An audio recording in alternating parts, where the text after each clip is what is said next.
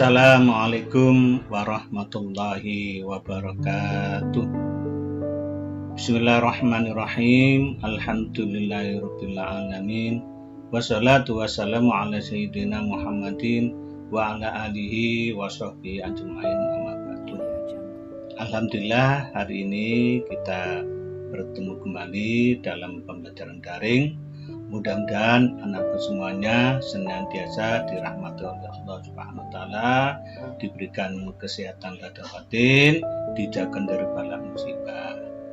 Oleh itu anakku semuanya, sebelum materi ini kita lanjut, mari kita buka dengan bacaan surat Al-Fatihah agar pembelajaran daring ini menjadikan ilmu yang bermanfaat untuk kita semuanya. Ila hadratin Nabi Mustafa Rasulillah sallallahu alaihi wasallam wa ajwaji wa tudati ila dinah dikuniyatin sholihah. Al-Fatihah. A'udzubillahi minasyaitonir rajim. Bismillahirrahmanirrahim. Alhamdulillahirabbil alamin. Arrahmanirrahim. Maliki yaumiddin. Iyyaka na'budu wa iyyaka nasta'in. Ihdinas siratal mustaqim.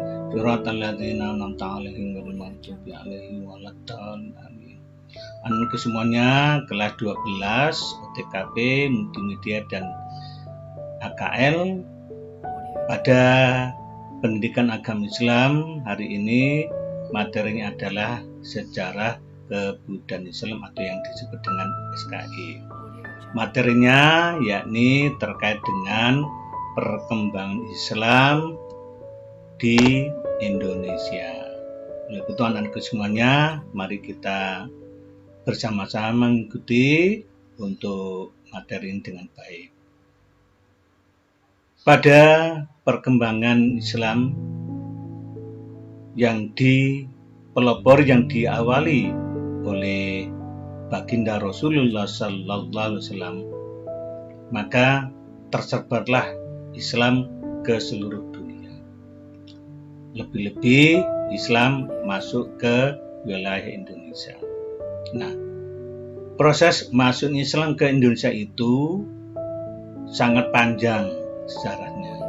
Oleh itu anak-anakku harus mengetahui tentang sejarah Islam masuk ke Indonesia agar kita dalam hal ini menjadikan seorang muslim yang benar-benar tahu sejarahnya.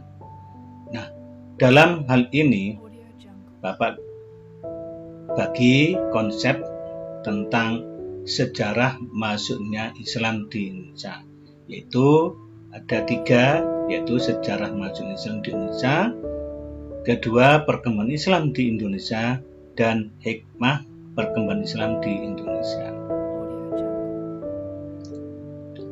Adapun dalam hal ini, sejak Islam masuk ke wilayah Indonesia atau Nusantara ini, di mana dulu sebelum Islam datang ke wilayah Nusantara sudah ada agama besar, yakni agama Hindu-Buddha.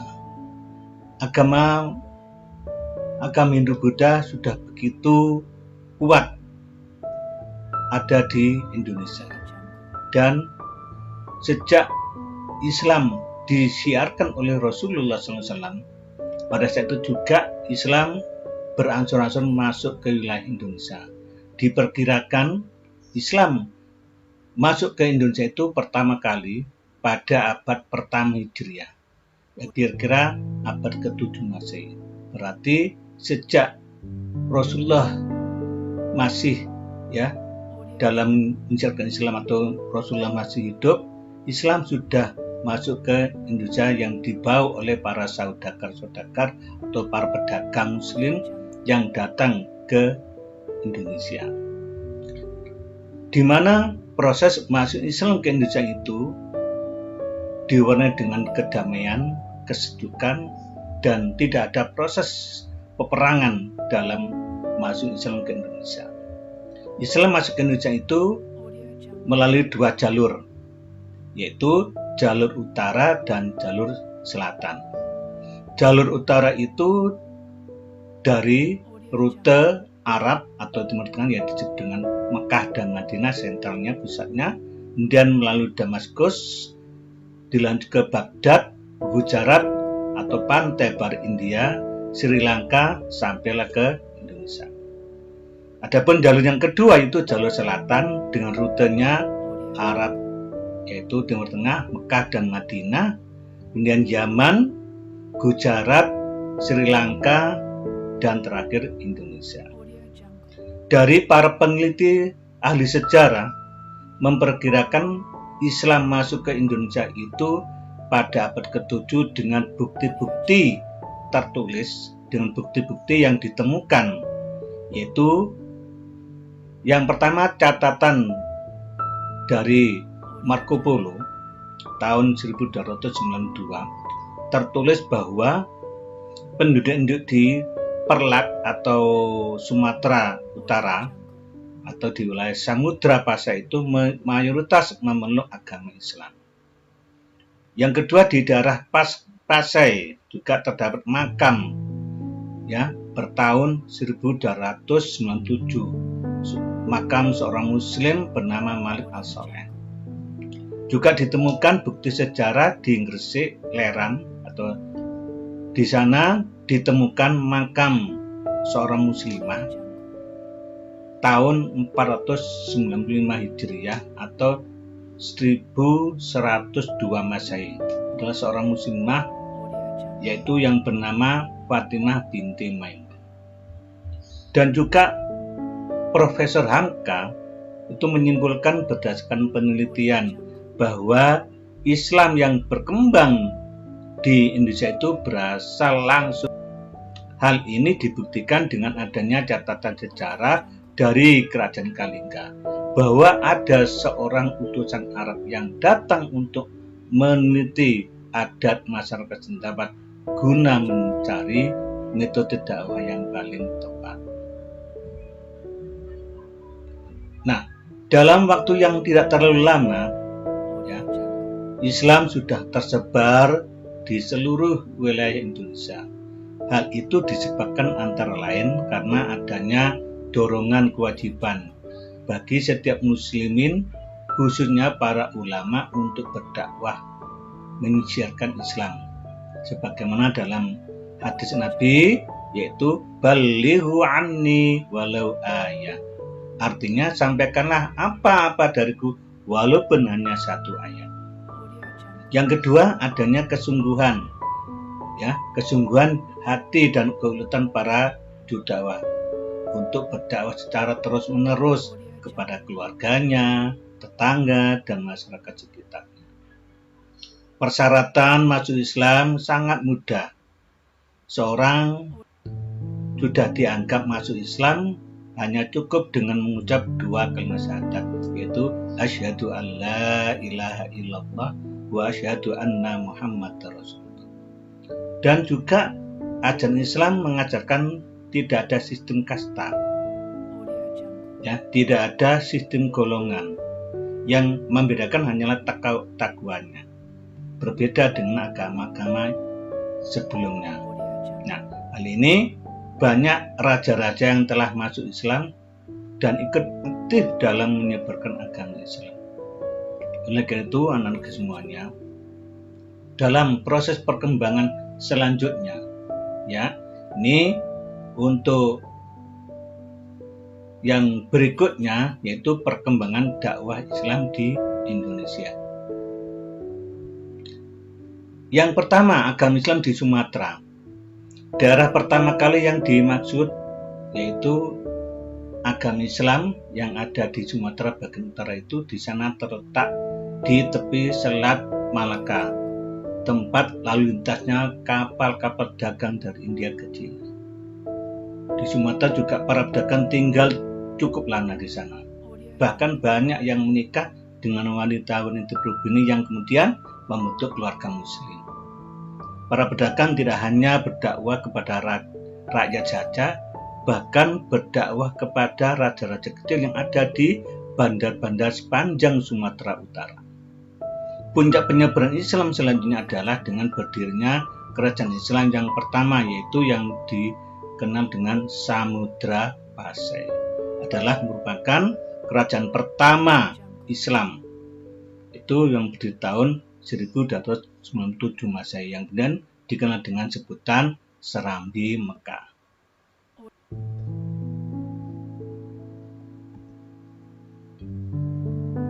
Nah, dalam proses sejarah selanjutnya bahwasanya Islam tersebar luas tidak hanya di Sumatera, bahkan juga di Pulau Jawa. Bagaimana perkembangan Islam di Pulau Jawa? Nah, yang kedua adalah agama Islam di Pulau Jawa. Agama Islam masuk ke Jawa ini diperkirakan pada abad ke-11 Masehi, yang dibawa oleh para pedagang Arab dan para mubalik dari Pasai. Bahkan ditemukannya nisan atau makam Siti Fatimah binti Ma'mun di lereng Gresik.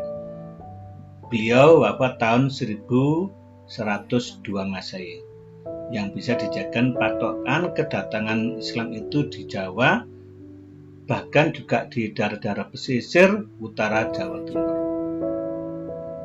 Yang kedua, abad ke-13 hingga abad-abad berikutnya banyak menyimpan bukti-bukti bahwa Islam sudah tersebar di Jawa dan tidak hanya menyentuh kalangan rakyat biasa saja, bahkan kalangan raja pun tersentuh dengan ditemukannya nisan makam Muslim yang ada di Trowulan, yaitu di Mojokerto, yang letaknya dekat dengan kompleks makam para bangsa Mojopahit.